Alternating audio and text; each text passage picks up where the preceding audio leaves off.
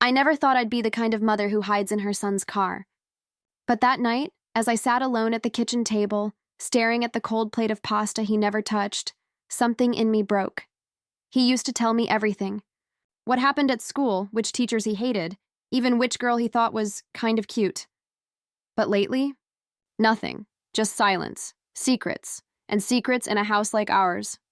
They spread like mold. Are you going to wait up for him again? My husband asked, his voice heavy with annoyance as he leaned in the doorway. Yes, I answered too quickly. He sighed, grabbed his keys. He's fine. Boys grow up. Stop smothering him. But the pit in my stomach wouldn't listen. I pulled back the curtain and watched the headlights sweep across our driveway. My son slipped into his car like a thief, glancing over his shoulder as if even the night itself might catch him. That was when the decision formed, not out of impulse, but out of something deeper. If he wouldn't tell me the truth, I would have to find it myself. I never thought I'd be the kind of mother who hides in her son's car. Mothers like that were paranoid, dramatic.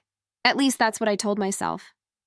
But as I sat alone at the kitchen table, staring at a plate of pasta that had gone cold, I realized paranoia might be the only thing keeping me sane. My son Daniel used to talk to me. Really talk. He would rush into the kitchen after school, backpack half open, spilling stories about the math teacher who bored him to death, or the coach who made him run extra laps because he mouthed off. He used to tell me about the girl in his chemistry class he couldn't stop thinking about, then blush so hard that I would laugh and hug him.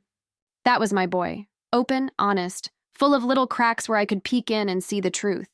But lately, silence, closed doors, his phone glued to his hand, his eyes darting away when I walked into the room.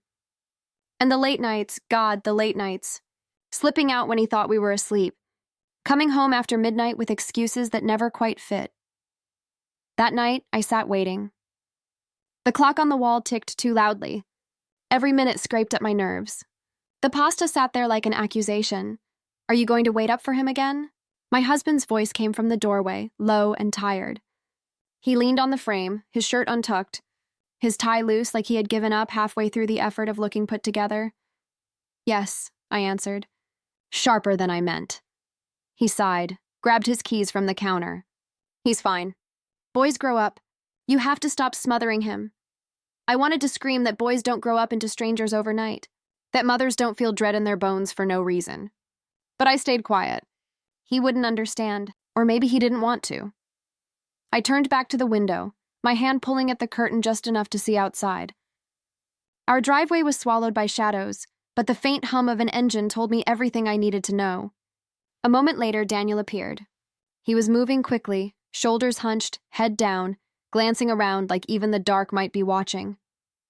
He climbed into his car, started it without a sound, and slipped away. Something inside me clenched. This wasn't teenage rebellion. This was fear. And it terrified me more than anything he could have confessed. I sank into my chair, shaking, telling myself to let it go. He's young. He's figuring himself out. But then another voice cut through. If he won't tell you the truth, you have to find it yourself. That thought didn't leave me. It followed me down the hallway as I checked the locks. It whispered to me as I folded the same dish towel 3 times. By the time the clock struck midnight, I had already made up my mind. The next time he went out, I wouldn't just watch from the window. I would be there. The idea scared me, but it also gave me strength. For once, I wouldn't be left behind, waiting and guessing. I would know. When I finally climbed into bed, my husband was already asleep, snoring softly. I lay awake, staring at the ceiling, replaying the image of Daniel's hunched figure disappearing into the night. My heart ached with questions. Who was he meeting? What secret was so heavy it bent his shoulders like that? And why, of all people, had he stopped trusting me? Sleep never came. Instead, I lay there making plans, tracing them in my mind like blueprints. Tomorrow, or the night after, I would act. I would slip into his car, hide myself in the shadows, and follow the truth wherever it led. It was the first time in my life I had felt like I was preparing for war. And in a way, I suppose I was. Because deep down, I already knew. Whatever I discovered would change everything. The plan sounded simple in my head. Wait until Daniel left, slip into the back seat, and stay quiet. In reality, nothing about it felt simple. Every nerve in my body screamed against it, but the thought of sitting home again, blind, powerless, was worse. The next night, I kept the lights off and waited by the window. At 10:37 p.m., I heard the soft creak of the front door. My son moved like a shadow, careful, practiced. He didn't notice me behind the curtain.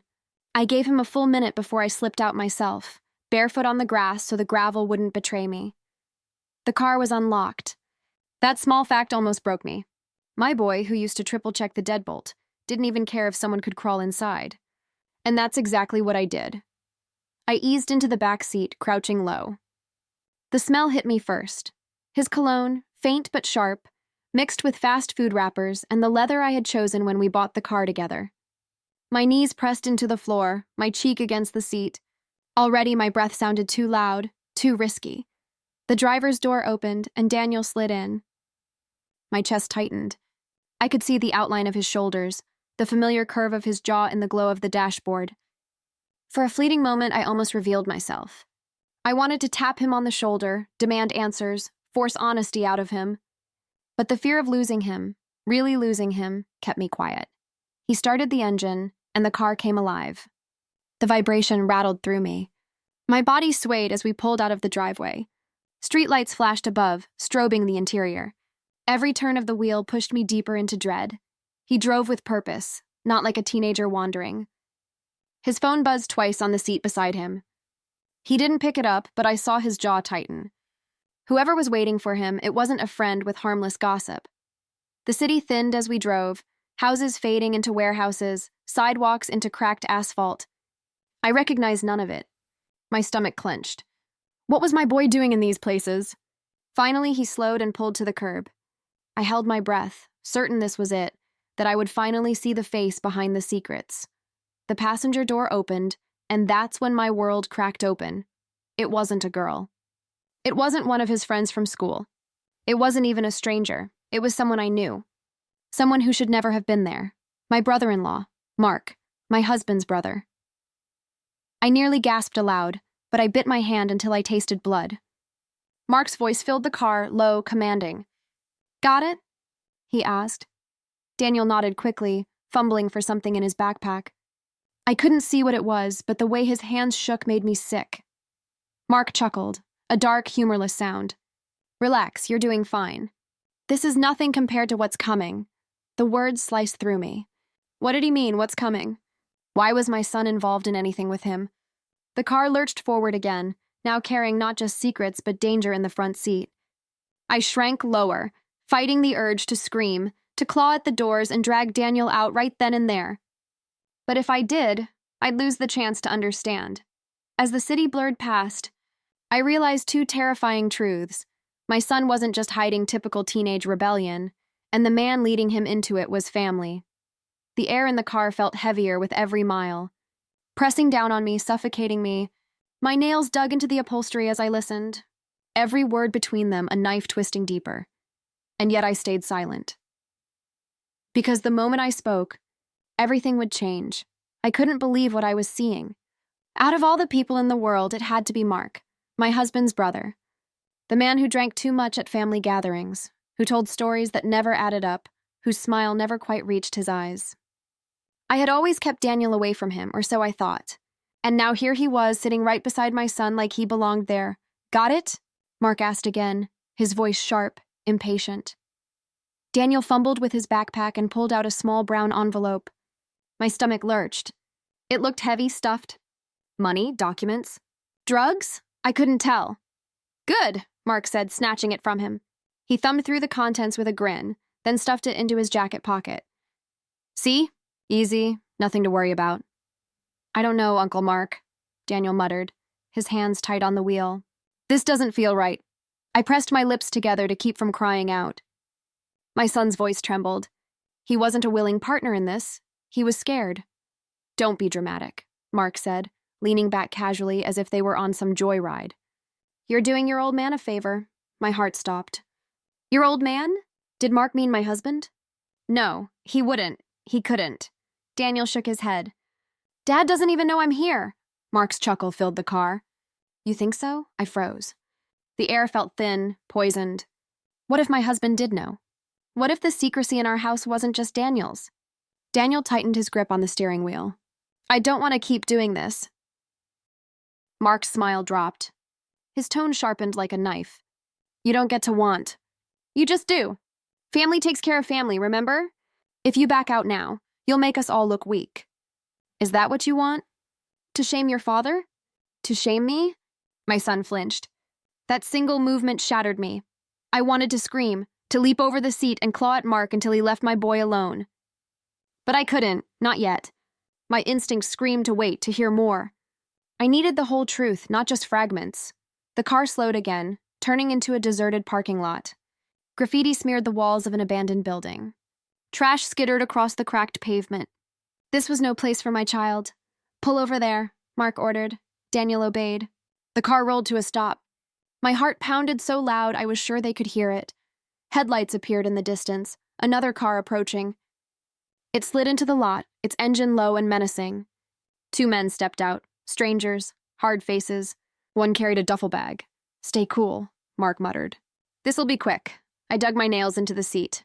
A deal. My son was part of a deal. The men walked up. One tapped the window. Mark rolled it down, all smiles. Evening, gentlemen. Got it? The taller one asked. Mark tapped Daniel's shoulder. Hand it over, Daniel hesitated. His eyes flicked toward the rearview mirror, and for a split second, I thought he saw me. His lips parted like he might call out. My heart seized. Then he looked away and shoved the envelope toward the window. The man grabbed it, peeked inside, and frowned. This isn't what we agreed. Mark's smile faltered. It's enough. No, the man snapped, slamming the envelope against the car. We said double. You trying to play us? The air shifted. I felt the danger rising like a storm. Mark cursed under his breath, his hand sliding toward his jacket pocket. Daniel's breath hitched. I couldn't stay hidden much longer. My son was trapped between men who saw him as nothing more than a pawn, and I knew one wrong move could destroy everything. The taller man's hand slammed against the window again, rattling the glass. Daniel flinched so hard I thought he might cry out. I said double, the man barked. His partner shifted behind him, scanning the shadows of the lot like a predator scenting prey. Mark leaned back, trying to look calm, but I saw the twitch in his jaw. You'll get the rest. Soon. Don't make this a thing. The man sneered. You think we're stupid? He tossed the envelope back through the window. Bills spilled across Daniel's lap. This is an insult. My son's trembling hands gathered the cash, his breath ragged. I could barely see him in the dim light, but the fear in his profile broke me. Hey, Mark said, forcing a grin. We're all friends here. Kid's just nervous.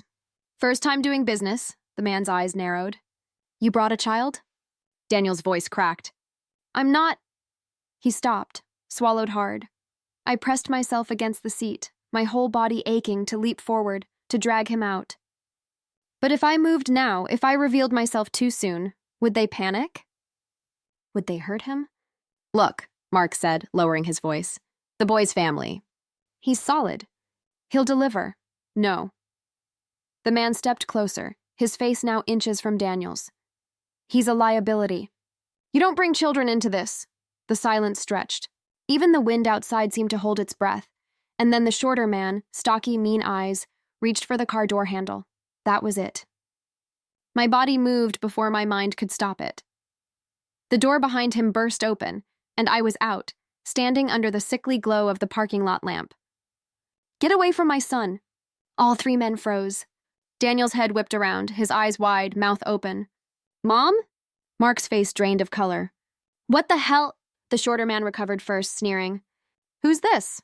I stepped forward, shaking but steady. His mother? And you will leave him alone. The tall man laughed, cold and sharp. You brought Mommy? This is Rich, Daniel's voice broke. Mom, what are you... I held out a hand toward him, never taking my eyes off the men. It's okay, sweetheart. It's going to be okay. But I wasn't sure it was. The shorter man's hand slid into his jacket. My blood turned to ice, Mark snapped, his voice suddenly frantic. Wait, no. She's not part of this. She is now, the tall man said. For a moment, the world tilted. The cold night air pressed against my skin, and I realized we were seconds away from disaster. That's when the faint wail of sirens cut through the silence. Distant but growing, the men stiffened. The shorter one cursed, yanking his hand back empty. "Damn it," Mark hissed. "We're out of time." The tall man shoved the envelope against Mark's chest. "Fix this or next time you'll regret it." He jerked his head, and both men retreated to their car. Tires squealed as they sped off into the night. The lot fell silent again, except for the rasp of my son's breathing. I turned to him. He was frozen in the driver's seat, his hands gripping the wheel so tightly his knuckles were white. His chest rose and fell like he'd just run a marathon. "Daniel," I whispered. He looked at me, eyes wet, terrified. "Mom, I'm sorry." Behind me, Mark cursed again and bolted toward the darkness. He didn't wait for an explanation. He didn't wait at all. He just ran. I wanted to chase him, to demand answers, but the flashing red and blue glow was drawing closer. I had no time. I yanked open the driver's door, pulled Daniel out, and clutched him against me. "It's over," I said, my voice breaking. "You're safe." But even as the police lights filled the lot, painting everything in harsh color, I knew it wasn't over. Not even close. The sirens were still far enough to sound unreal, like something happening in another city, to another family. But the red-blue wash was getting brighter, crawling over the broken brick and the weeds poking through the asphalt, creeping toward us like a tide we couldn't outrun. "Mom," Daniel whispered, voice shredded. "What do we do?" For a second, I forgot how to breathe. Then the old muscle memory of motherhood took over. Tie the shoe, check the fever, shield the storm. "We leave," I said. "Now." He stared at the keys in the ignition like they belonged to someone else. His hands wouldn't unclench from the wheel. "I'll drive," I said. I slid across him, my knee knocking the gear shift, my shoulder bumping his chin. The car smelled like his cologne and fear. I felt his breath hot against my ear as I settled into the driver's seat and pulled the belt across my chest. 2 squad cars turned into the far end of the lot, their beams slicing across the cracked pavement. "Head down," I said.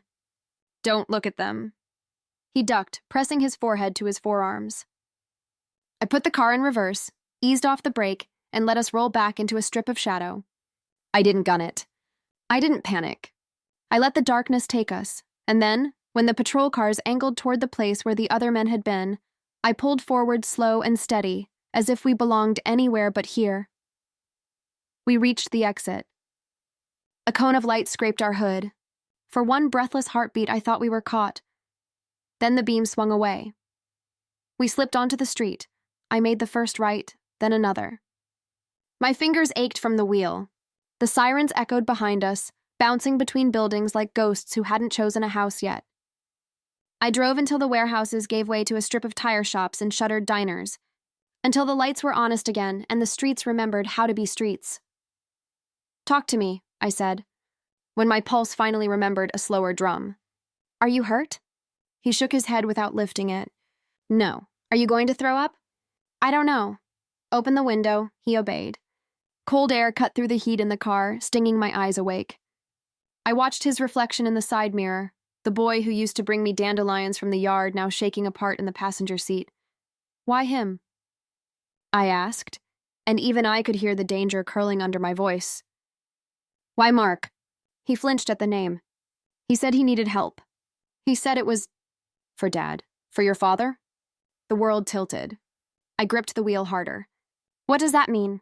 He said Dad, not directly, just he said Dad was in a spot and it'd be good if I could run an errand. The words tumbled out of him, small and broken. He said it was family. My mouth went dry. The stoplight ahead turned red. I braked too hard. We both rocked forward. The light counted down numbers in red, and each one felt like a door closing. My phone buzzed in my coat pocket. I knew who it would be before I looked. Husband. I let it ring. Then it rang again. And again. "Don't answer," Daniel murmured. "I won't," I said, surprised by the calm in my voice. "Not yet." We drove in silence. Houses paraded by. Safe, ordinary houses where pasta cooled on kitchen tables and mothers worried about the right things. I reached for Daniel's hand on his knee. He let me hold it, the first surrender of the night. "I'm sorry," he whispered. "You said that already," I answered, softer than I felt. "Now tell me everything," he tried. He told me about the text that came late, the first small ask, "Drop this envelope." "Pick up that bag." The way Mark made it sound like a favor owed to the family. The way shame wrapped itself around the asks until saying no felt like betrayal. He said he was protecting Dad, Daniel said. He said Dad made mistakes and he was fixing them. And if I helped, it would help. I didn't realize I'd stopped at a green light until a horn barked behind us. I pressed the gas and swallowed hard. Your father will answer for his own mistakes, I said. You don't ever carry a grown man's sins on your back. Not mine, not his. He nodded, tears streaking clean lines down his cheeks. Okay. By the time we turned onto our street, the sirens were only a rumor. Our house sat quiet and unassuming, our garden a dark shape against the porch. The porch light I'd left on earlier looked like a liar now. I parked at the curb, not the driveway, like distance might keep the night from following us inside. We sat there, the engine ticking as it cooled. What are we going to tell Dad? He asked. The porch light buzzed. A moth battered itself against the glass. We're going to tell him the truth, I said. But not all of it tonight. Mom, inside, I said. Shower, water, food, then we talk, he nodded. We got out. Gravel crunched under our shoes, a sound too loud for a sleeping street. I unlocked the door, the deadbolt clicking again and again like a nervous habit. Inside, the house smelled like cold pasta and lemon cleaner and the life we had 5 hours ago. I set a plate on the counter and watched his hands tremble as he drank water. When he finally looked up, his eyes were clearer. He was still my boy, shaken, not shattered. My phone buzzed again, a text this time, from an unknown number. You took something that's not yours. Bring it back. I stared at the screen. The tiny typing bubble blinked, then vanished. A second text arrived. We saw your plate. My heart stumbled. I turned the phone face down and forced my voice to stay level. Finish eating, I told Daniel. Then we make a plan. I walked to the sink, the window over it reflecting the dim kitchen, the two of us stuck in a frame that looked like a family, and wondered who was standing outside that frame, writing messages in the dark. Behind me, the front door knob turned. It wasn't locked anymore. And then a key slid into the deadbolt. And the door opened. The front door swung open, and I froze, phone still face down on the counter. Daniel stiffened in his chair, water glass trembling in his hands. For a heartbeat, every muscle in me coiled, ready for another stranger, another threat. But it wasn't a stranger. It was my husband. He stepped inside, tossing his keys onto the console like it was any ordinary night. His tie was gone, his shirt sleeves rolled up. He stopped mid-step when he saw us, me at the counter, Daniel hunched over the half-eaten pasta. His eyes flicked from my face to our son's and then to the phone lying between us. You're both still up? His tone was flat, casual, but the tension under it was sharp enough to cut glass. Daniel pushed his plate away, stood too fast. I'm going to bed. Sit down, I said firmly, before my husband could open his mouth. Daniel froze, caught between us, then lowered himself back into the chair. My husband narrowed his eyes at me. What's going on? I swallowed the storm rising in me. Why don't you tell us? His brow furrowed, a practiced confusion that only enraged me more. What are you talking about? Daniel shifted uncomfortably, his knee bouncing. I touched his arm to steady him. We know about Mark, I said, my voice tight. We know what he's been pulling our son into. For the first time, I saw him falter. His jaw flexed, his eyes darted away. He didn't ask how I knew. He didn't deny it outright. You went with him, he said finally, not looking at me. You followed them. The way he said it, like I was the problem, snapped something inside me. I hid in the back seat, I hissed. I saw everything. The money, the men, our son being used like bait. Don't you dare turn this on me. Daniel's voice broke in, small but urgent. Dad, why didn't you stop him? Why didn't you? Because it wasn't that simple. My husband exploded, slamming his palm against the table. Daniel jumped. I flinched. The sound echoed through the kitchen like a gunshot. He dragged a hand down his face, suddenly weary. Mark's in trouble. He's been in trouble for years. I thought if I let him lean on us a little, it'd keep him from doing something worse. Leaning on us? My laugh was bitter. He dragged your son into criminal deals and you call that leaning? His shoulders sagged. He finally looked at Daniel, shame flickering across his features. I never wanted him to involve you. I told him, you told him? My voice rose. You knew and all you did was tell him? Daniel's eyes filled with tears. Dad. I turned to him, gripping his hand. You're not to blame, sweetheart. None of this is your fault. But my husband, his father, looked at me like I had betrayed him, not the other way around. You think going to the police will fix this? He said. It'll tear everything apart. Our name, our family. Our family is already tearing apart, I cut in. Piece by piece because you protected your brother instead of your son. Silence stretched. The only sound was the ticking of the kitchen clock and Daniel's uneven breathing. Finally, my husband whispered, He's still my brother. I stared at him, stunned. Not my son, not my wife. His first defense was for Mark. That was when I realized I was outnumbered in my own home. Daniel looked between us, like he was drowning and couldn't decide which parent to cling to. My chest ached at the sight. I stood, pulling him up with me. Go to bed, Daniel. I'll handle this. He hesitated, but I kissed his temple and pushed him gently toward the hall. He went, shoulders hunched, leaving me and his father in the stale kitchen air. When the sound of his bedroom door clicked shut, I turned back to my husband. My voice was cold steel. If you won't protect him, I will. Whatever it takes. His jaw set, stubborn, but fear flickered in his eyes. He knew I meant it. I left him standing there, his keys still on the console, the shadows of our house pressing around us like strangers. The next morning, the house was quiet, but not peaceful. The silence was the heavy kind, thick, suffocating, like the walls themselves were holding their breath. I made coffee I didn't drink. The cup sat cooling on the counter, steam curling like smoke after a fire. Upstairs, Daniel hadn't come down. I didn't blame him. Sleep was the only refuge left. When my husband finally appeared, he acted as though nothing had happened.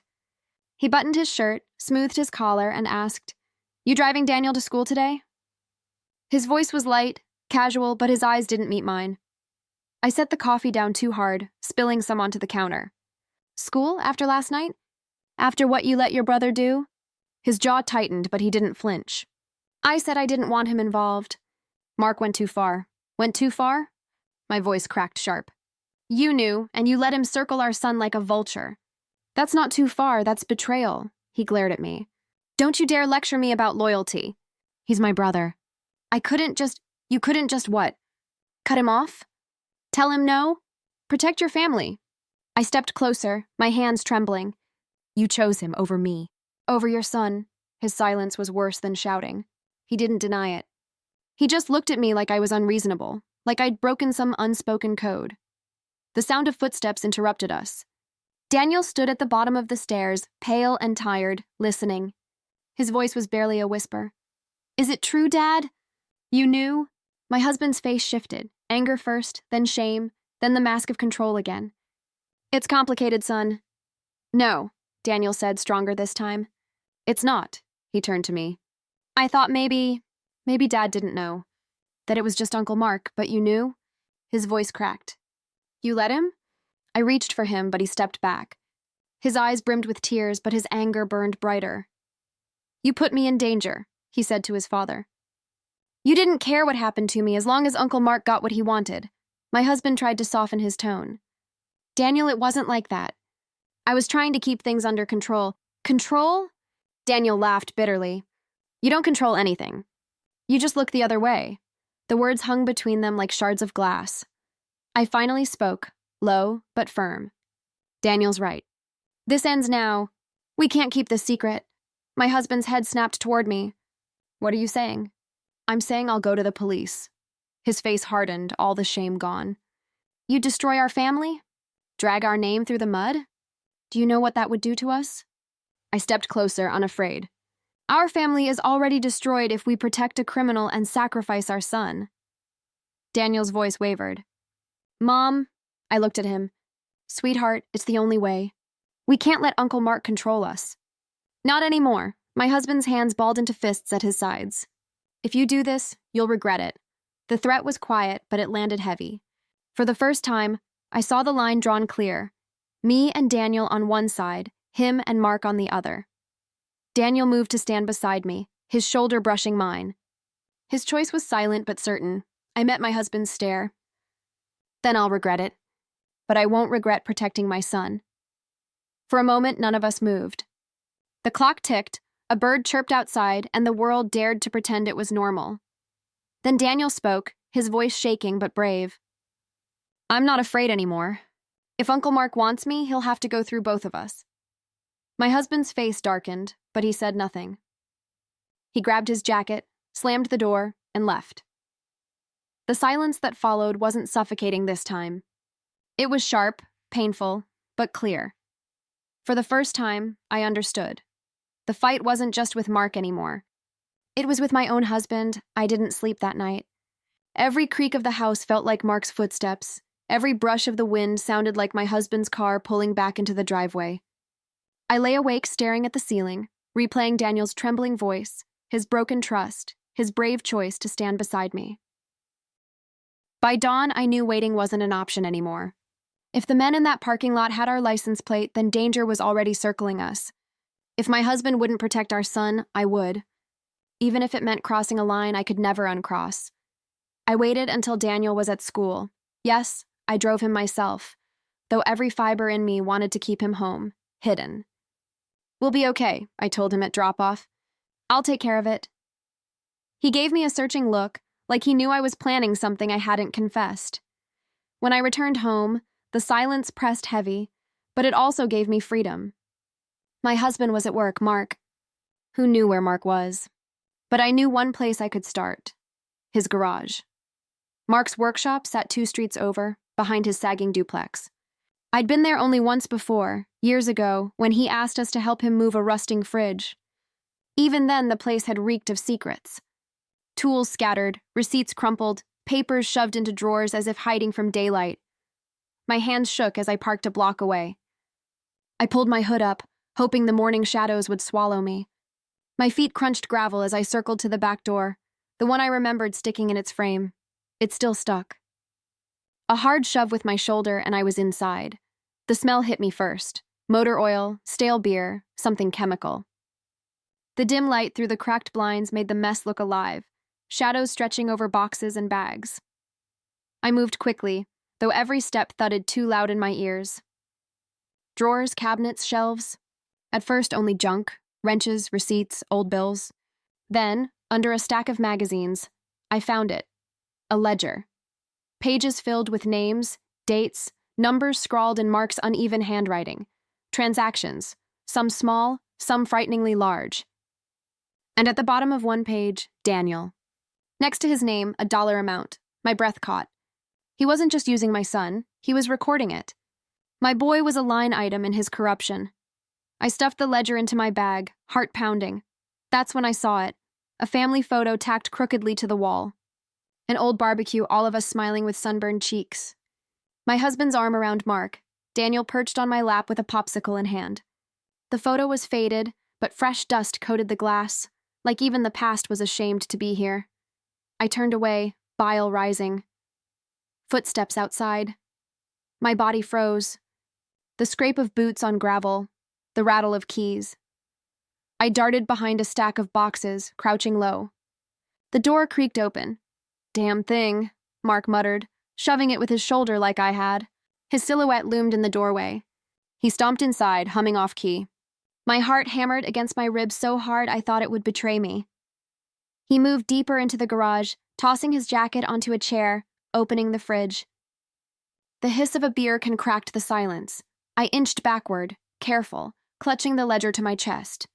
My foot brushed a loose wrench. It clinked against the floor. Mark's head snapped up. "Hello?" His voice was sharp, suspicious. I pressed myself against the wall, praying the shadows would swallow me whole. He stepped closer, eyes scanning. For a long, terrifying moment, I thought he'd find me. Then his phone buzzed in his pocket. He cursed, yanked it out, and answered. His voice dropped to a conspiratorial murmur as he turned his back. It was my chance. I bolted, slipping through the door and into the sunlight, running until my lungs burned and my vision blurred. When I finally collapsed against the steering wheel of my car, the ledger heavy in my bag, I realized what I had done. I had crossed the line, and Mark would know something was missing. The ledger burned in my bag like contraband, every rustle of the pages reminding me of the risk I'd taken. All afternoon, I jumped at every sound. A car slowing in front of the house, a knock on the neighbor's door, even the hum of the fridge. Daniel noticed. He kept asking what was wrong, but I told him nothing. I wanted to protect him a little longer. By evening, I couldn't hold it in anymore. I laid the ledger out on the kitchen table. Daniel leaned over it, his face pale as he traced the lines of ink. His name, scribbled in Mark's messy hand, stared back at us both. He wrote me down like I was part of it, Daniel whispered. His voice shook, but anger colored the edges. Like I was property. You're not, I said fiercely. This proves it wasn't you. You were used. He looked up at me, eyes wide. What are we going to do? Before I could answer, the sound came. Tires screeching on the driveway, a door slamming. Heavy footsteps up the walk. My stomach dropped. The front door rattled hard against the lock. Open up. Mark's voice thundered through the wood. Daniel bolted to his feet. Mom, stay behind me, I whispered, pulling him close. The door shook again, louder this time. Then, to my horror, a key turned in the lock. Of course he had one. My husband had given it to him long ago.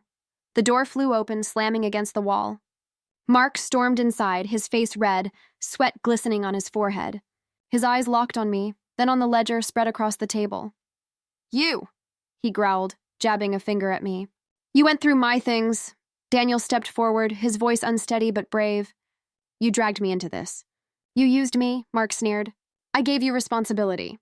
I trusted you. And this is how you repay me? I pushed Daniel back gently, planting myself between them. He's a child. You're the one who twisted him into this. I won't let you do it again. Mark's laugh was low, ugly. You think you can stop me?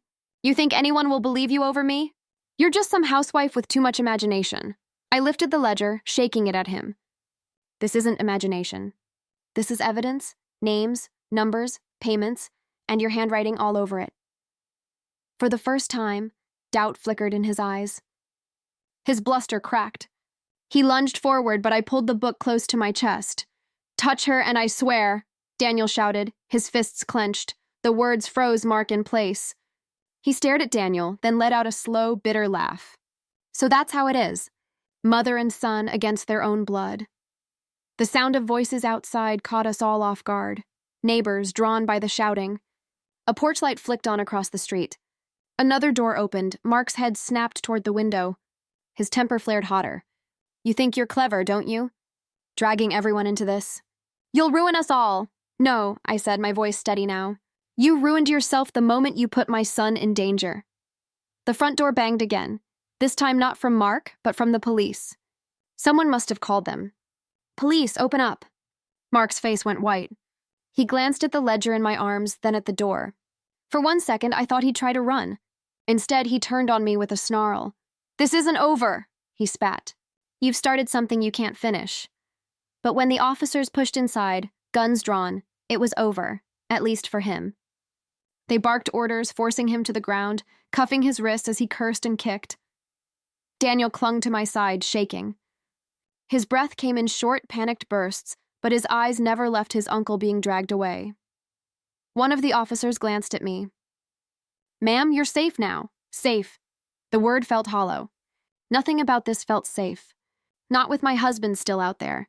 Not with Daniel still trembling against me. As the door closed behind the officers and Mark's curses faded into the night, I realized the truth. The fight was far from over. The night Mark was dragged away, I thought the worst was behind us. The flashing blue lights outside our home lit up the street like a stage, neighbors whispering on their porches, watching us as though we were characters in some tragedy. I stood in the doorway holding Daniel's hand, feeling both exposed and oddly hollow. But the silence that followed wasn't peace. It was waiting. By morning, the phone wouldn't stop ringing. Reporters, neighbors pretending to check in, and my husband. Call after call, his name glowing on the screen. I let every one of them go unanswered. I didn't know whether he'd be begging, blaming, or threatening, and I couldn't stomach any of it. Instead, I sat at the kitchen table with Daniel. He stared at his untouched cereal, shoulders slumped. He looked older somehow, like the night had carved years into him. Are we really safe now? He asked softly. I reached across the table, squeezing his hand. We're safer. But safe? I shook my head. Not until this is finished. and finishing meant court. The police took the ledger as evidence. Detectives came to the house asking Daniel questions I wished he never had to answer. What Mark told him, what he carried, where he went. He spoke in halting sentences, glancing at me for reassurance as if I could erase the shame from his voice. When they left, he collapsed onto the couch. "Everyone will know, won't they?" he asked. "Not about you, I promised. They'll know about him." But of course they did know. Word spread fast. At the grocery store, eyes followed us down every aisle. Teachers looked at Daniel with that mix of pity and suspicion that stings worse than blame. Our family name was on everyone's tongue, twisted into gossip, and then came the day in court. The courtroom smelled of old wood and nerves. Mark sat at the defendant's table, cuffed but smirking, like the whole thing was an inconvenience. My husband was there too, sitting stiffly on the other side of the gallery. His eyes found mine, but I turned away. I wouldn't give him the relief of acknowledgement. Daniel sat beside me, his hand clammy in mine. When the prosecutor called his name, he froze. His lips parted, no sound coming out. I leaned close, whispering, "You don't have to be afraid. You just tell the truth. That's all." He nodded, stood, and walked slowly to the stand. My heart thudded with every step. When he began speaking, his voice shook, but he spoke. About the nights Mark pressured him. About the packages, the meetings, the threats. About how scared he was. Mark's lawyer tried to rattle him, pressing him with sharp questions, but Daniel held on. He looked at me once, just once, and I smiled through tears. He found his strength. By the time he stepped down, I wanted to run to him, to hold him, to tell him he was brave. But in court we sat still, silent, as if dignity was all we had left. The verdict came quickly, guilty on multiple charges. The judge's gavel echoed like a closing door. Mark's smirk finally cracked. He turned toward me as they led him away, his eyes burning. "This isn't over," they seemed to say. My husband stayed behind as the crowd dispersed. He approached us slowly, like a man walking across a minefield. "I never wanted this," he said. "I was trying to protect everyone." "By sacrificing your son?" I asked coldly. His face crumpled, but I had no sympathy left to give. Daniel tugged my sleeve. "Can we go home?" "Yes," I said firmly. "We're done here." We walked out together, leaving my husband standing alone in the echo of his brother's downfall. But as we stepped into the sunlight, I knew the truth. Justice had been served, but not cleanly. Our family was broken. Our name was tainted. And the scars on my son's heart would take longer to heal than any court sentence could promise. The trial was over, but the echoes of it clung to us. For days afterward, I would wake up in the night, convinced I still heard the gavel striking, Daniel's voice quivering on the witness stand, or Mark's laugh echoing in the gallery. But slowly, life resumed its rhythm. Not the same rhythm, something quieter, heavier, but enough to remind me that life itself hadn't ended. Daniel returned to school, shoulders stiff as he walked down hallways that felt too narrow under the weight of whispers. I saw it in his eyes when he came home, the stares, the hushed gossip, the pity that stung worse than scorn. Yet he carried himself taller each day. He had faced down men twice his size in that courtroom. He had told the truth under oath. What was a whisper compared to that? One evening, I found him sitting at the kitchen table with his books spread wide, but he wasn't studying. He was sketching, pencil flying across the page. "What's that?" I asked gently. He pushed the notebook toward me. A rough drawing of a tree, roots tangled deep, branches stretching strong toward the sky. "It's us," he said simply. My throat tightened. "It's beautiful," he shrugged. "Even if the ground's broken, things can still grow, right?" I nodded, blinking back tears. My boy had been cracked, bent nearly to breaking, but he was learning resilience faster than I ever had. Meanwhile, my husband lingered in the periphery of our lives, like a ghost. He called sometimes, asking about Daniel, about me. I rarely answered. When I did, the conversations were clipped, brittle. He wanted forgiveness, but forgiveness doesn't come cheap when trust has been shattered. One Saturday afternoon, he appeared at the door. Daniel was upstairs. I stepped onto the porch, blocking the entrance behind me. "You look tired," he said softly. "I am," I replied. "Exhaustion has a way of setting in when you're carrying everything alone." He winced. "I never meant for this to fall on you." "No," I said. "You meant for it to fall on him." His eyes glossed with regret.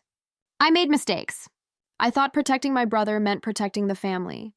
I see now I was wrong. I crossed my arms. Seeing it doesn't undo the damage. He swallowed hard. Will you ever forgive me? I looked at him, at the man who had once been my partner, who had laughed with me at Daniel's first steps, who had danced in our kitchen on nights when the world felt kind.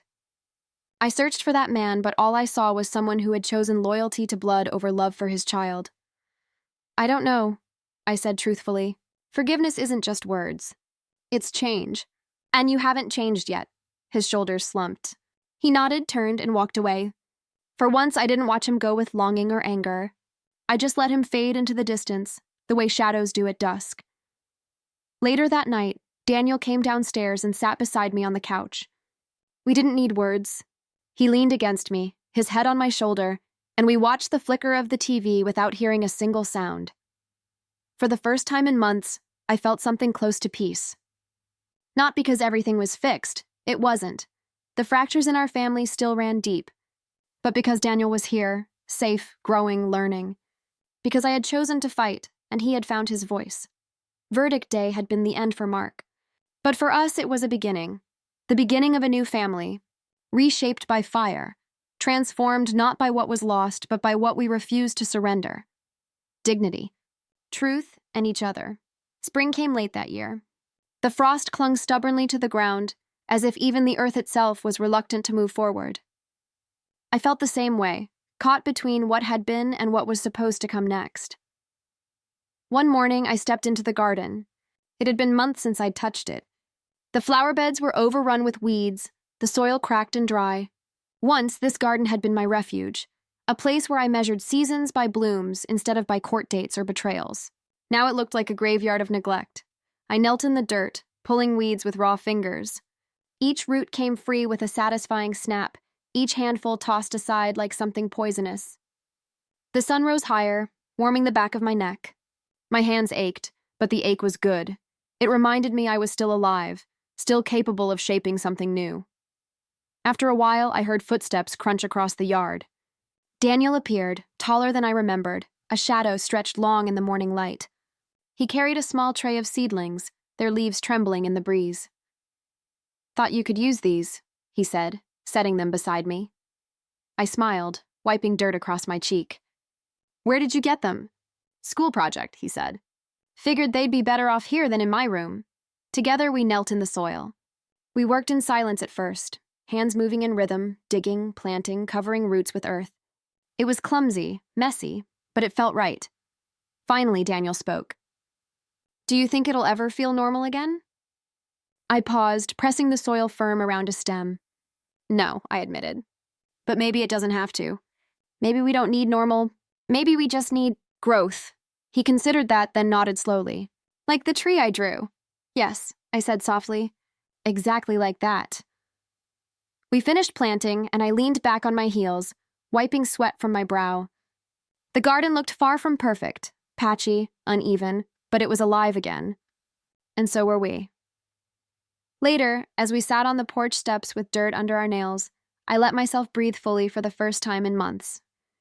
The storm had passed, leaving scars across our family, yes, but also space for something new to take root. I thought about my husband. He hadn't returned since that day on the porch. His absence was both a wound and a relief. Forgiveness was still out of reach, but I no longer carried the weight of his choices. That was his burden now, not mine. I thought about Mark, locked away, his threats still echoing faintly in my memory. But even his shadow felt smaller now, contained, like a weed finally pulled from the soil. And I thought about Daniel, my boy who had walked through fire and come out scarred but stronger. His resilience humbled me, his courage gave me hope. As the sun dipped low, painting the sky with streaks of orange and gold, I turned to him. "You know," I said, "gardens don't grow without storms. The rain, the wind, the chaos, it's what makes the roots stronger." He smiled faintly. "So, we're stronger now?" "Yes," I said firmly. "We are." The words weren't just for him. They were for me too. For every mother who has felt powerless, every parent who has questioned if they were strong enough to fight for their child. Strength isn't always loud. Sometimes it's just the quiet refusal to give up, even when the world says you should. I looked back at the garden, at the fragile green shoots breaking through the soil. They would need care, patience, protection. So would we, but both would grow. I placed my hand over Daniel's and squeezed. Sometimes love means fighting the ones closest to you, to protect the ones you can't lose. The garden swayed gently in the evening breeze, and for the first time in a long time, I felt something like peace. Not the peace of forgetting, but the peace of surviving, and the promise of blooming again.